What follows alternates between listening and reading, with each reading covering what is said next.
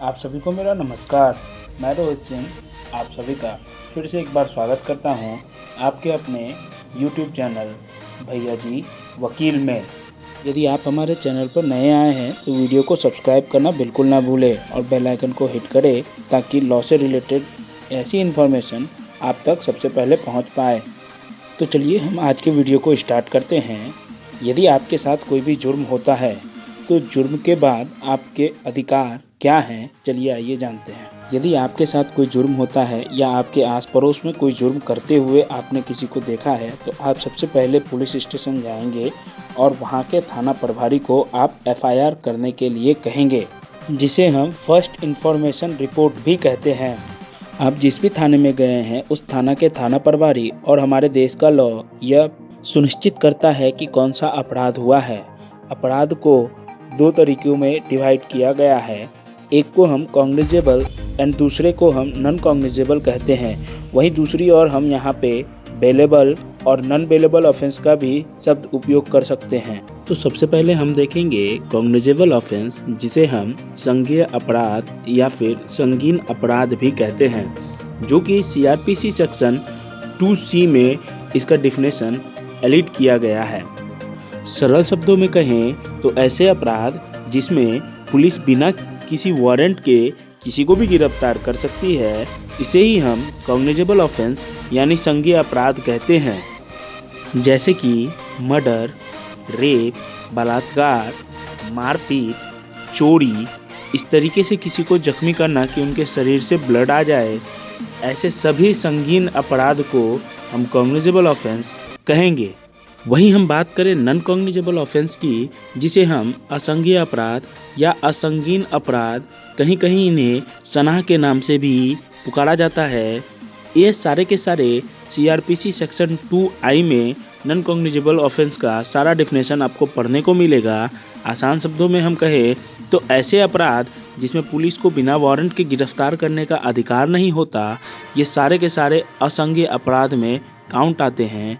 जैसे कि किसी से गलत ऊंची आवाज़ में बात करना, मारपीट, हल्की फुल्की गाली गलौज, धार्मिक भावनाओं को ठेस पहुंचाना या फिर थप्पड़ लप्पड़, ये सारे के सारे नॉन कॉग्निजेबल केस में आते हैं। चलिए हम किसी एक उदाहरण से समझने का प्रयास करते हैं। यदि एक मकान मालिक ने किसी किराएदार के साथ कहासुनी हो जाती है या फिर ऊंची आवाज़ में बातचीत हो जाती है, जिसे हम हॉट टॉक कहते हैं, या फिर थप्पड़ लप्पड़ चलने के बावजूद भी किराएदार के ऊपर हल्की फुल्की चोट लग जाती है, तो वो कहीं ना कहीं नॉन कॉग्निजेबल ऑफेंस में आते हैं। वहीं दूसरी ओर यदि इन दोनों में भारी प्रचुर मात्रा में मारपीट हो जाती है और दोनों में से किसी एक का यदि सर फट जाता है, तो ऐसे परिस्थिति में यह कॉग्निजेबल ऑफेंस की गिनती में काउंट होगा। परिस्थिति जैसी भी हो, हमें सबसे पहले हमारे नज़दीकी पुलिस स्टेशन में जाकर के, भले ही हमारे साथ मारपीट या गाली गलौज किया गया हो जो कि नॉन कॉग्निजेबल ऑफेंस हो, इसमें भी हम NCR के तहत नॉन कॉग्निजेबल कंप्लेंट ऑथोराइज करते हैं। वहाँ के पुलिस ऑफिसर को यह रिपोर्ट लिखने की बिल्कुल परमिशन है। और यदि परिस्थिति बहुत गंभीर हो, यदि दोनों पक्षों में से किसी एक पक्ष का सर फट गया या फिर शरीर से कहीं ब्लड जा रहा है, तो ऐसे में सबसे पहले हमें FIR दर्ज कराना हमारा प्रथम सूचक बनता है। और यदि पुलिस स्टेशन में कोई भी पुलिस ऑफिसर या फिर कोई भी पुलिसकर्मी आपके साथ FIR दर्ज करने में आपकी मदद नहीं करते हैं, तो बिना किसी बदतमीजी के आप साफ साफ शब्दों में उन पुलिस अधिकारी को कह सकते हैं, सर यदि आप मेरा FIR नहीं लिखेंगे तो मैं आपके खिलाफ कोर्ट में कानून का उल्लंघन करने के मुकदमे CRPC के सेक्शन 166 के तहत मुकदमा दर्ज करवाऊंगा। If you are not written my FIR then I will take a legal action against you by the honorable court under the section 166 CRPC। और वहीं बिना किसी बदतमीजी के किसी भी पुलिस ऑफिसर से उनके बैच में दिया गया नाम नोट कर लें और वहां से चुपचाप बिना किसी से बहस किए हुए आप वहां से उनके सीनियर अधिकारी के पास जाकर के अपनी आप बीती लिखित रूप में शिकायत के नाम पे दर्ज करवाएं और उस पुलिस ऑफिसर के खिलाफ आप PCA यानी पुलिस कंप्लेंट अथॉरिटी में आप लिखित रूप से आप साथ वहाँ जो कुछ भी हुआ हो आप उसे रिटर्न में लिखकर मेल या फिर स्पीड पोस्ट कर सकते हैं। और यदि वहाँ भी आपकी शिकायत पर कोई एक्शन नहीं लिया जा रहा है तो आपके पास एक और रास्ता खुल जाता है और वो होता है कोर्ट का।